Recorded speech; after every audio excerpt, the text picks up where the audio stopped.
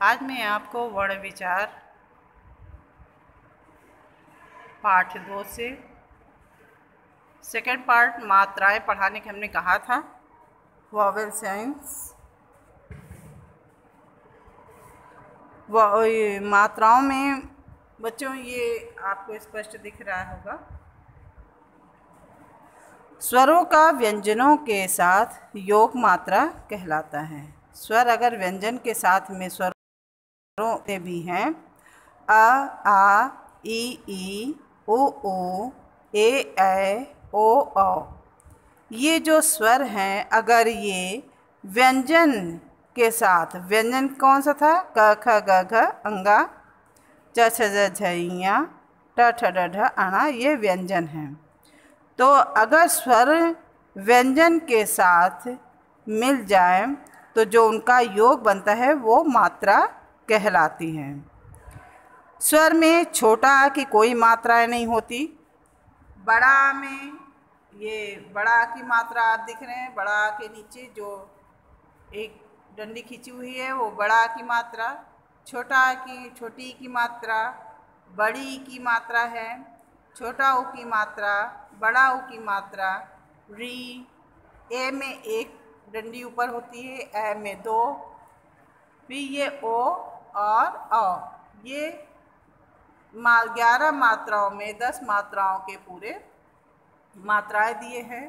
इन मात्राओं का प्रयोग छोटा की मात्रा तो होती नहीं तो क सिर्फ अ उच्चारित होता है। बड़ा की मात्रा में क में आ की मात्रा लगा दिया तो का, क में छोटी की मात्रा लगा दी तो की, क में बड़ी की मात्रा लगी तो की, क में छोटा ऊ की मात्रा लगा तो कु, और क में बड़ा ऊ की मात्रा लगा दिया तो कु। क में अगर नीचे आर की री की मात्रा लगा दिया, री की मात्रा हमेशा नीचे लगती है तो क्री। ए क में ऊपर एक मात्रा लगा दिया तो उच्चारित करेंगे के, और ए की मात्रा क में लगाया तो कै। ओ की मात्रा अगर क में लगा दिया तो को हो जाएगा, और औ की मात्रा कम लगाएंगे तो कौ हो जाएगा। तो बच्चों ये आप समझ लिए। अंग की कोई मात्रा नहीं होती, अ की कोई मात्रा नहीं होती, लेकिन सभी व्यंजनों में अ जुड़ा होता है। जितने भी आप व्यंजन बोलेंगे उसमें छोटा अ जुड़ा हुआ होता है, जो आपको दिखाई नहीं देता, लेकिन अगर आप बोलेंगे तो आप महसूस कर सकते हैं।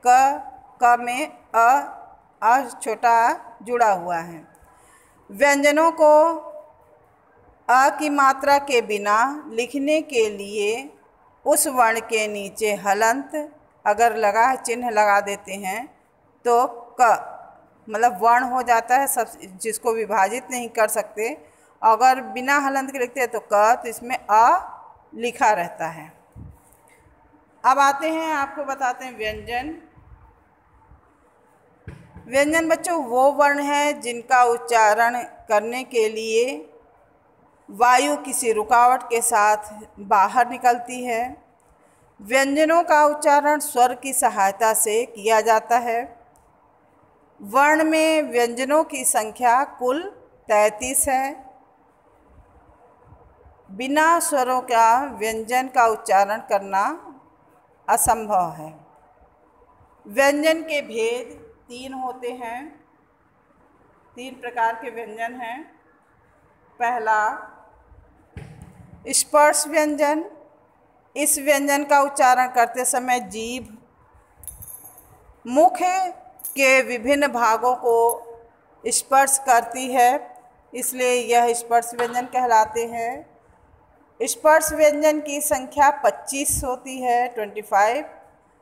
क से म तक जितने भी आप व्यंजन बोलते हैं वे सारे स्पर्श व्यंजन हैं। जैसे क ख ग घ अंगा, च छ ज झ ञ, ट ठ ड ढ अणा, त थ द ध न, प फ ब भ म, ये सारे स्पर्श व्यंजन कहलाते हैं। दूसरा है अंतस्थ व्यंजन। अंतस्थ व्यंजन का उच्चारण करते समय मुख के किसी भाग को यह पूरी तरह स्पर्श नहीं किया, नहीं होता है। अंतस्थ व्यंजन की है य, र, ल, व। ये बच्चों ये चारों अंतस्थ व्यंजन हैं, क्योंकि यह उच्चारित करते समय किसी भी भाग को यह पूरी तरह स्पर्श नहीं कर रही है। तीसरा है ऊष्म व्यंजन। ऊष्म व्यंजन का उच्चारण करते समय मुख से एक प्रकार की रगड़ से गर्मी उत्पन्न होती है और ये ऊष्म व्यंजन की संख्या 4 है। ये 4 ऊष्म व्यंजन हैं श, स, ह। नेक्स्ट आता है संयुक्त व्यंजन। बच्चों संयुक्त व्यंजन जो दो संयुक्त का मतलब है मिलकर दो भिन्न व्यंजनों के योग से संयुक्त व्यंजन बनता है। जैसे ये एग्जाम्पल दिया हुआ है ऊपर। क्षमा अगर लिखना है तो वर्ण का आप क लेंगे, क प्लस श प्लस अ, छ बन जाएगा और फिर म आ, क्षमा। इसी प्रकार त्रिभुज में जो त्र शब्द बनता है, त्र शब्द त प्लस र प्लस अ मिलकर त्र शब्द बनता है। ये संयुक्त व्यंजन है। क्षमा में छ का श अ मिलकर छ शब्द बनता है। त्रिभुज में त्र शब्द त र अ मिलकर त्र बनता है। फिर आता है द्वित्व व्यंजन। द्वित्व व्यंजन में दो समान या एक जैसे व्यंजनों से मिलाकर बनाया जाता है। जैसे आप बोलते हैं अम्मा, अम्मा या चम्मच। लिखते समय आप म वर्ण का म लेते हैं, फिर प्लस व्यंजन का म लेंगे तो म बन जाता है अम्मा। नेक्स्ट आता है संयुक्ताक्षर व्यंजन। व्यंजन दो अलग अलग व्यंजनों के मेल से संयुक्ताक्षर व्यंजन बनता है।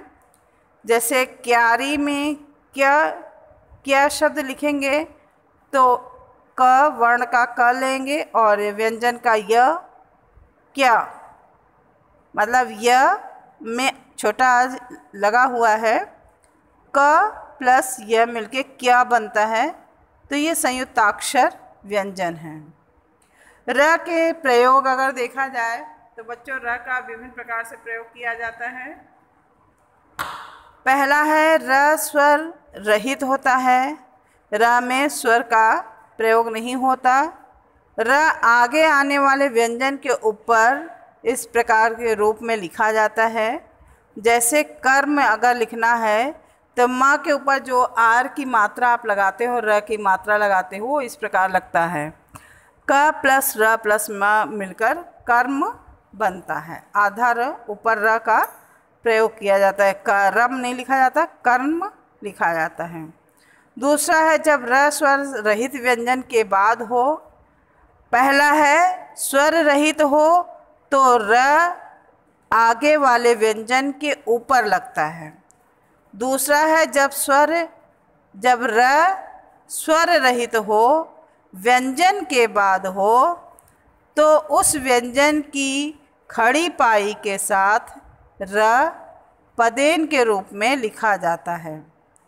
ध्यान दीजिएगा, पहला जो कर्म में आर का प्रयोग करते हैं, र का प्रयोग करते हैं, ऐसे में र स्वर रहित हो तो र आगे वाले व्यंजन के ऊपर मात्रा के रूप में इस प्रकार लिखा जाता है। जैसे कर्म, वर्षा, ये इस तरह से लिखा जाएगा।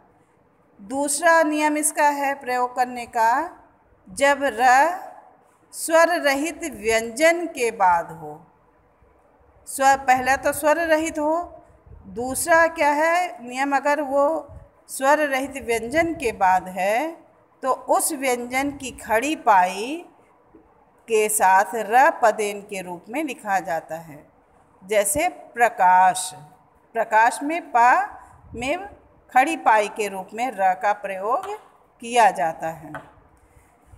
तीसरा है ट और ड के साथ र का प्रयोग पदेन के रूप में किया जाता है, जैसे ट्रक और ड्रम।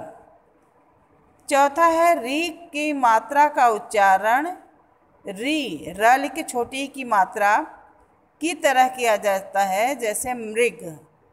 माँ में नीचे री का प्रयोग हो रहा है तो मृग, हृदय, ये 4 प्रकार से र का प्रयोग किया जाता है।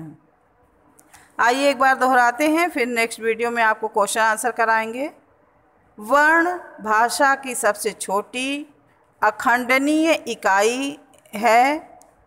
वर्णों का व्यवस्थित समूह ही वर्णमाला कहलाता है। वर्ण 2 प्रकार के होते हैं, स्वर और व्यंजन। स्वर के 3 भेद होते हैं, ह्रस्व, दीर्घ तथा प्लुप्त। व्यंजन के 3 भेद होते हैं, स्पर्श, अंतस्थ तथा ऊष्म। बस बच्चों, इसको आप समझने की कोशिश करिएगा और ध्यान से पढ़िएगा। नेक्स्ट वीडियो में हम आपको क्वेश्चन आंसर कराएंगे। धन्यवाद।